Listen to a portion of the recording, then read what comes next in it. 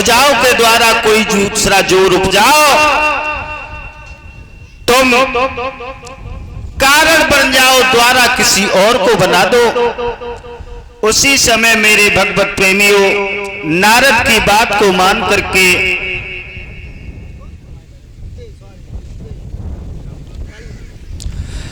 विद्या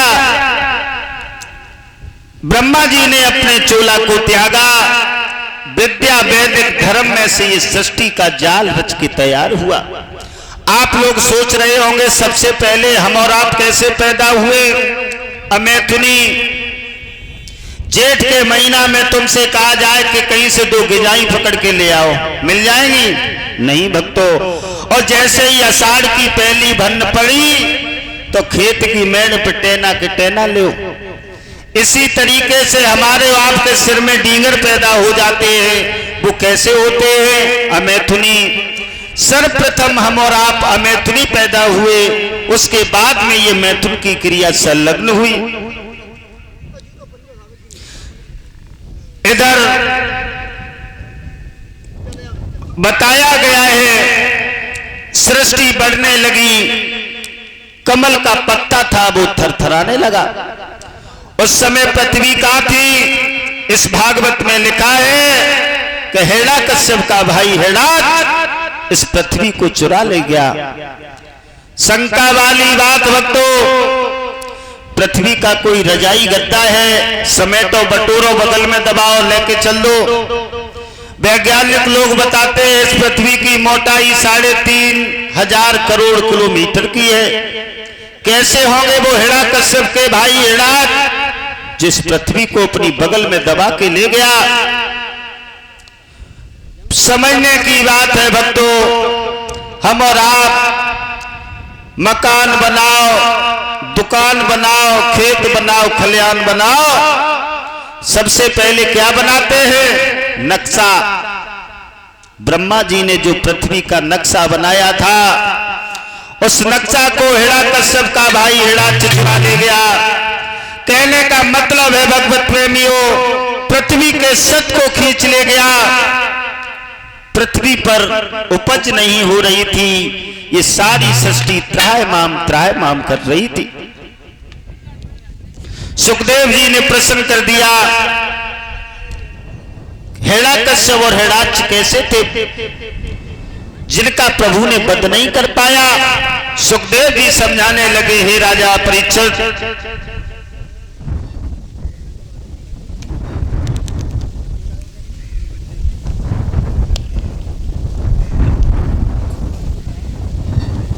ये हिरण्यकश्यप और हिरण्याक्ष पूर्व जन्म में भगवान विष्णु के पहरेदार थे। एक दिन सप्तऋषि इनसे मिलने के लिए गए। इनका नाम था जय और विजय। ये अपने भालों को लगाए खड़े थे। सप्तऋषि कहने लगे, जय और विजय अपने भालों को हटाओ, मुझे भगवान विष्णु से बहुत जरूरी काम है। जय और विजय कहने लगे, प्रभु आप 2 मिनट यहीं पर इंतजार करो और हम भगवान विष्णु से मिलाएं, उसके बाद में आज्ञा ले आए, आदर के साथ में लेकर के चले। सप्तऋषि कहने लगे, जय और विजय शायद तुम्हें इस दरवाजे का घमंड है, जाओ मैं तुम्हें श्राप देता हूं कि मरकर के 3 बार राक्षस की योनि में जन्म लो। एकदम से भगवत प्रेमियों जय और विजय संकालिक ऋषियों के चरणों पर गिर पड़े, कहने लगे, प्रभु मुझे माफ कर दो, मारना उसी का होता है जो मार के पुचकार ले। और भक्तों एक बात दिमाग में रखना, महात्माओं को जल्दी जल्दी क्रोध आता है, उतनी जल्दी ही दया आ जाती है। कहने लगे, तुम्हें राक्षस की योनि में जन्म तो मिलेगा, लेकिन तुम भगवान के हाथों से मारे जाओगे। इधर एक महात्मा हुए, अब ये नाम सुना था आपने, कश्यप ऋषि। इनकी पत्नी का नाम दिति, दिति से दैत्य पैदा हुए, अदिति से देवता। अब आप लोग ये सोच रहे होंगे कश्यप ऋषि बहुत अच्छे महात्मा, फिर इनकी पत्नी दिति से दैत्य पैदा कैसे हुए? तो भक्तों भागवत में लिखा है माता निर्माता भवती, मां ही बच्चे का निर्माण करने वाली होती है।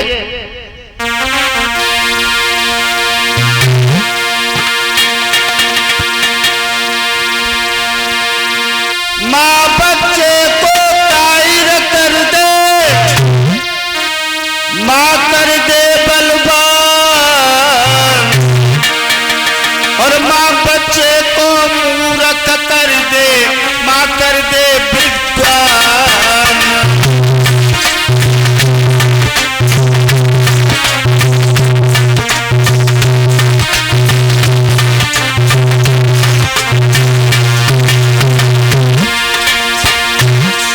अरे मां बच्चे को कायर कर दे, मां कर दे बलवान, और मां बच्चे को मूर्ख कर दे, मां कर दे विद्वान।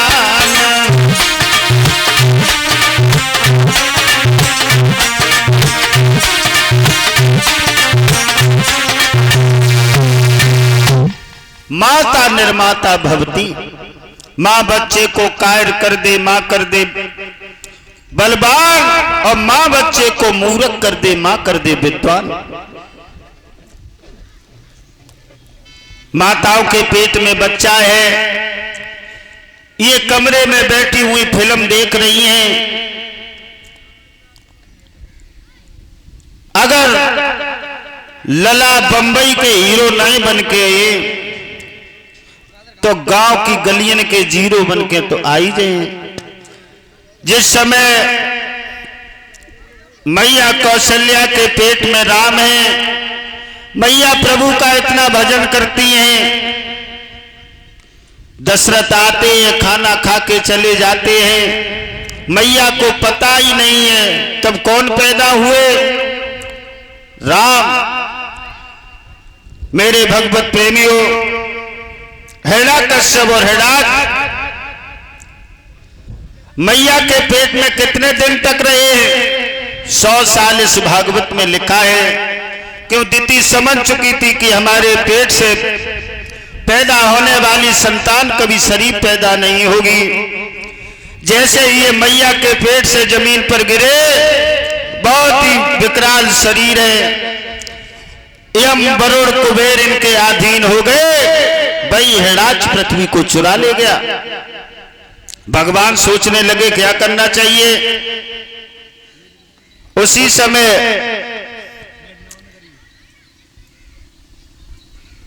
भगवान ने आज चले हैं आगे पृथ्वी का पता लगाने के लिए। समुद्र के पास में पहुंचे, समुद्र में डुबकी लगाई है, पानी से पेश नहीं गई, एकदम से बाहर निकले, दाहिनी नाक से छींक आई, एक माखी की भांत शक्ति उस जल पे जैसे ही गिरी और अपने आकार को बढ़ाने लगी। इतना आकार बढ़ाया भक्तों, इतना आकार बढ़ाया, एकदम से वो आकृति बारह के रूप में प्रकट हो जाती है। बोलिए बारह भगवान की जय हो। भगवान आज भक्तों के चक्कर में सुअर भी बनना पड़ा। भगवान की नाक पे 2 सींग हैं। आज भगवान पृथ्वी की तलाश करने के लिए जल में फिर डुबकी लगाई है। जब अंत सीमा तलातल पर पहुंचे हैं प्रभु, तो देखा है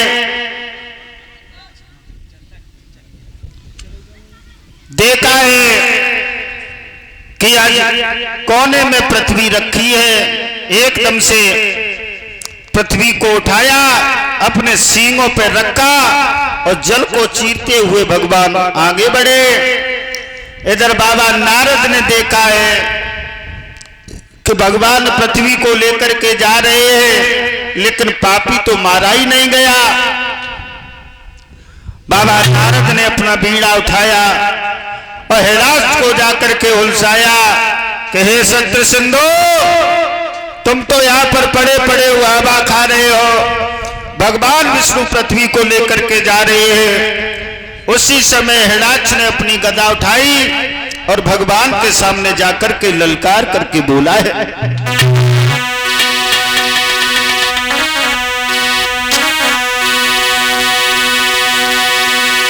कि रुक जाओ चोरन आगे बढ़ा, ये हिरण्याक्ष की थाती है,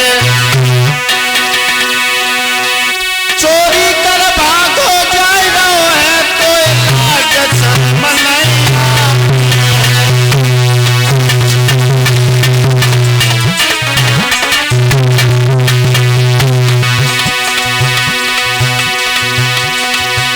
चोरी कर भागो जाए रहो है तो इलाज शर्म नहीं आती है।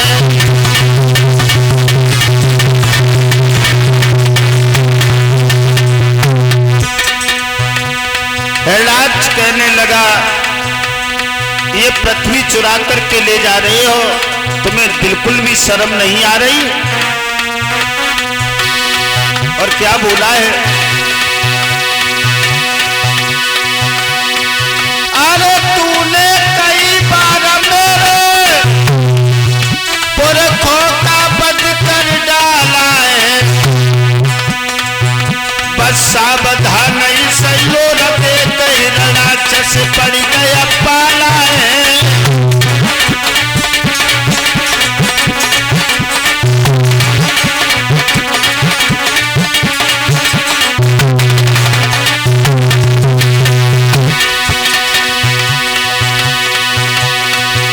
बस सावधान नहीं सही रखे, हिरण्याक्ष से पड़ गया पाला है।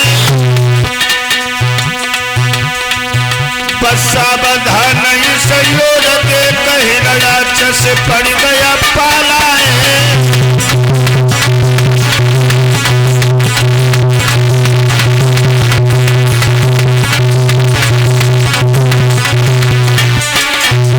हिरण्याक्ष कहने लगा, धोखे धोखे में तुमने हमारे पूर्वज मार डाले, आज सभी का बदला लेकर के यहां से जाऊंगा।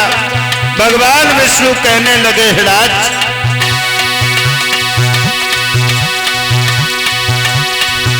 विष्णु भोला भी होता है, कच्ची चूड़ी का कांच नहीं।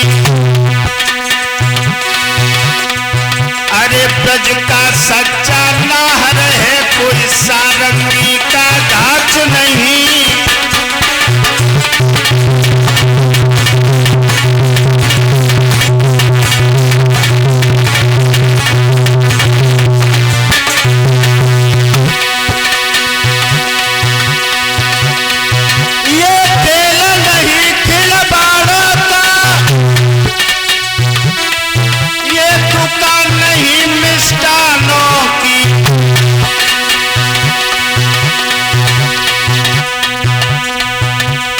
छाती नहीं ये हीरो की, ये छाती बनी ब्राह्मणों की।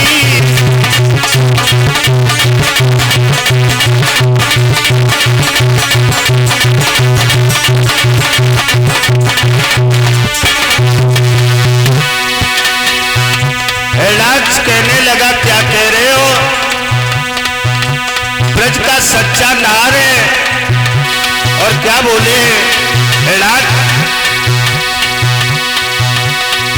मैंने ज्वाला बराबर को नहीं छोड़ो, होकर समर पार कर जाए।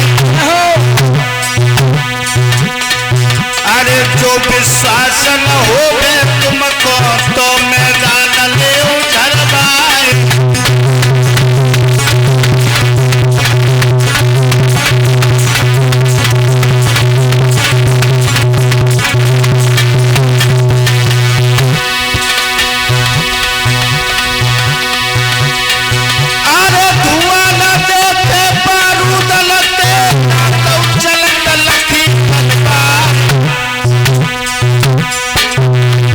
अरे कोहरा पर ये से रजत छोड़ भजो हथियार